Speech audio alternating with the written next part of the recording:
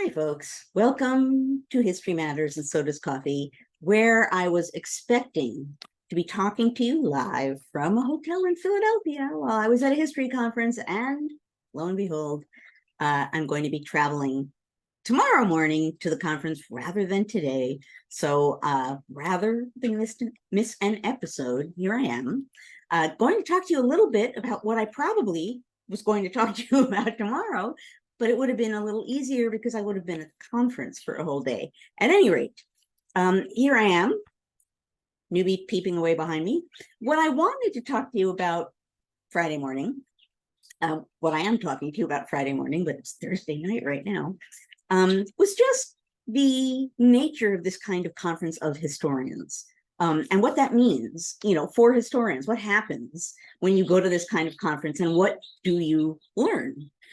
Because it's an interesting experience. And of course, one of the things you learn, you go to panels, as at any conference, you listen to people's work, you hear people comment on other people's work. So you learn a lot of things that way on a variety of subjects, a variety of kinds of scholarship from a variety of people. But it's the conference-ness itself, I think, that is more what I want to comment on, because particularly given that many kinds of scholars, and particularly historians, spend a lot of time sitting either alone in an archive digging through boxes or alone at our desk trying to write. We spend a lot of time alone. I remember someone in grad school, some faculty member in grad school saying, every historian has to be a little bit neurotic or else they're not going to want to do this for their job. So I could see that. But what happens when you go to a conference, and the one that I am going to be at, that I am at now, ideally, while you are watching this, is the Society for Historians of the Early American Republic. So it is the main organization for scholars of, let's say, post-revolution up through pick a time in the early 19th century, that chunk of time. And we encompass things from the revolution, but it's an early American organization, but it's not colonial. It's got a membership, I don't know, several hundred people, I think. And at a typical conference, there will be a good chunk of that. Again, several hundred, maybe there's 600 members of the organization, maybe 300 or 400 will be at a given conference. And since this one is in Philadelphia and it's easy for many people to get to it, I'm expecting it to be rather large. So one of the things you immediately feel when you go to a conference like this is that there are a lot of other people doing it. And it's not as though intellectually you don't know that, because of course you do. And you're interacting with them and you're emailing with them and you're reading their work and their books and they're reading yours. Of course, there's a community of scholars. But when you go to a conference, and wherever you are, it's going to be a hotel full of several hundred historians, you really feel the presence of a community of people. And when it's a conference like this, that's focused on one period or one topic of scholarship, then that even more so reminds you that there's a community around you of scholars. And once you are within that community, whether you want to or not, you start to get a sense of things sort of in the air. I think I want to do this, but I think even if I didn't want to do this, you'd learn it. So I wanted to talk a little bit about some of the things that you learn as a practicing historian who goes to a conference of historians, and what does that tell you about history? Now, one thing that I always find really fascinating is you get to meet a lot of grad students. This particular SHEAR, SHEAR, Society for Historians of the Early American Republic. This particular organization is very user-friendly, not pompous, not that every other organization is, but this is a very user-friendly organization for giving your first paper as a grad student. I did that, and I know many, many other people who did that too. So typically there are a lot of grad students at this kind of conference, and SHEAR particularly has writing workshops, and they pull together groups of grad students working on similar topics to create a community. But what you see when you're looking at and meeting these grad students, particularly if you chat with them and ask them questions, is what are the up-and-comers interested in? Where's the field, well, generally speaking, the field, where is it going? Maybe not immediately, but pretty soon down the road. What's the direction of where things are going, and what feels exciting to grad students now?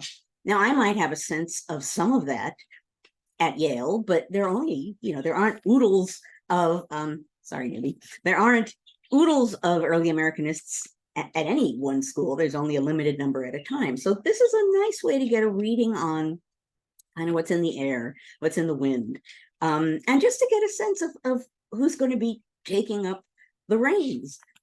Along with that, and I cannot tell you precisely when it happened, but at some point in the semi-recent past, this conference made me realize that I am senior. I remember actually my friend Richard Bernstein and I once were exchanging this thought with each other. When did we become senior?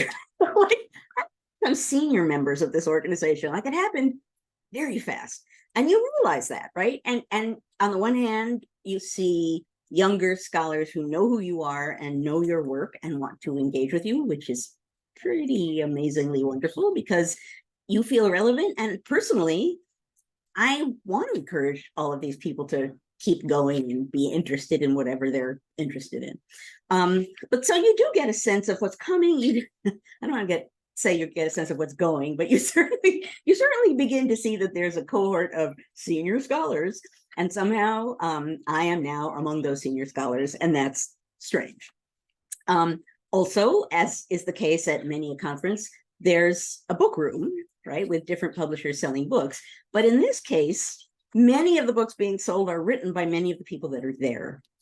And the editors from many presses are there. So there's a number of things going on, right? And historians are book-minded, right? We are a book-minded people. So you will see, people in the book room, like scanning to see like what new scholarship. I didn't know this came out. Oh, they're reissuing this. People will be looking for very specific topics, trying to really get a read, pun intended, on what's floating around out there. And many of them will want to be meeting up with editors at various presses to talk about their next project, and vice versa. There will be editors at presses who will want to talk with historians, particularly up-and-coming grad students, about their work, to get a sense not only of what's out there, maybe to sort of put a toe in the water and say, hey, I'm interested in that book if you want to consider me when you're done with your dissertation. So there's that bookish angle going on as well. Now, they're huge. Like the Organization of American Historians or the American Historical Association have these vast book rooms, and we're a small organization, so it's not vast, but it's big enough that, again, you get a sense of what's out there and what isn't, and what the presses feel are most topical at this given moment, because they're going to lug them there. They want people to not only see them and understand that they're there, they'll be like readers' copies of things, but they really want people to buy them. And so if you're lucky, you find a book you want that you don't have and you nab it. It's mine, and Sunday I'll come back and get it when the conference ends, and you'll see all these stickers taken. So anyway, we are a book-minded people. That's happening there too. You also get a sense of a field. Now you get a sense of a lot of different fields, right? I mean, early America, even in my initiating this conversation here, early America, you can include revolutionary, you can not. This organization doesn't really include colonial. When does it stop? Jacksonian America? Does it get you sort of up through the Civil War, maybe by some people's definition? So early America is broad, but it encompasses a lot. So you are getting, generally speaking, a sense of sort of cutting off colonial scholarship, which won't be represented there for the most part. Early America as a field. Where is it? Where is it going? How do people feel about where it's been and where it's going, right? Because this is an occasion where people are coming together in a way that they don't at any other time of the year, not even at the big conferences where, every field is diluted within the mass pool of historians. So here's a moment where a whole bunch of early American historians come together and not only see what's out there and see what's interesting, but talk to each other about what they're interested in or what they see people interested in, or what courses they're teaching and what courses people do or don't seem interested in. Every historian will be asked, what are you working on these days? And I hate that question. And I just before I sat down here, I thought, oh man, I have to come up with the answer to that question because I'm in the middle of a project and I need to decide on the 2-sentence spiffy version of it that will then enable me to say something and not have to go into depth because I'm in the middle of it. I don't really want to go into great detail. It's hard to describe anyway. So at any rate, that will happen there too. What are you working on? What else? I guess in the end, what I mostly want to say is early American history will become early American history as a field for these handful of days. Conference starts Thursday and Sunday morning. For this handful of days, you'll just be bouncing around with people. Some of them you know, some of them you don't, clustered together often in subject matter because of panels, right? People on panels will tend to be clustered with similar interests. I'm former president. Last year I was president of this organization. This year, as the former president, I need to be there still for the transition of power. And I'm also on a panel which I agreed to be on, and then I was sad that I did.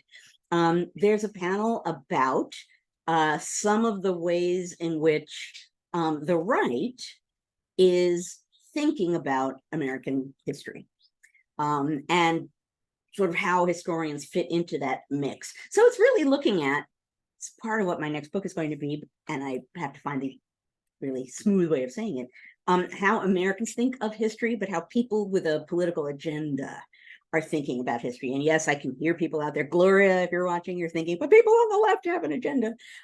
All kinds of people come to history in one way or another with preconceived notions, but there's some very strategic, and I'm going to say it, whitewashed history floating around out there. And so this panel started out as being, or it has a starting ground of using Ron DeSantis's very early book, I believe from 2011, called, I think, Dreams from the Founders, which is deliberately sort of a knockoff of former President Obama's book. And it's about Obama and the founders. And there are many things one could say about it. That is the panel I am on. So that panel, we're going to talk a little bit. And I think personally, I'm going to talk a little bit about the founders and their fate at this current moment in time. Interesting topic. And assuming I am going to talk about that, which I'm still deciding, that probably will be another topic I can address, is how do people think of the founders? Where do they fit? Where should historians fit into that conversation? So now that I've said that out loud, that'll be coming to a Friday near you. Okay, I'm going to stop for now because I need to run around and do things to get ready again for leaving for this conference tomorrow morning. But generally, I did want you to have a sense. I think this is much of what I've said must be true of many conferences for many professions. But in the realm of history, it's interesting because it's a conversation about what narratives we're telling, how we tell them, and why we think they're important. So it's not just a trade conference. It's a craft conference, and it's an intellectual conference as to where are we going as a profession. That's a big conversation. And it can become kind of spicy and heated at times. I already have a sense of some spicy, heated things that are going to happen. And maybe they won't, and that would be fine by me. But at any rate, I can now, you are not here, but what I am seeing on the bottom of the screen is mug, mug, mug. I did remember to bring a mug over here this time, you History Matters people. It's hardly going to be a surprise. It's going to be a mug that pretty much every historian should own. I turn coffee into books. I turn coffee into books, which I do, and so do scholars of many kinds, but definitely historians. Obviously, I don't know about it, poof in the after party. I threw that poof out there for you guys. So again, I don't know if bingo's happening, but at any rate, that's my somewhat shortened talk for you this morning for you, this evening for me. And I will be back next Friday. One of the reasons why I'm late, I will acknowledge it here at the end, is that I slammed my head against my desk when reaching for something under it. And I had to make sure I hadn't really slammed it. And you probably, I'm not going to point out where it is, but I think I've successfully masked the lump that is still there and the bruise around it. At any rate, I'm fine. All is fine. Newbie is fine. I hope you all have a wonderful week. Thank you for being here again on a Friday, engaging in the conversation of democracy. And I will see you all. Well, certainly you'll see me a week from now as you're watching this. Be well, everybody, and see you soon.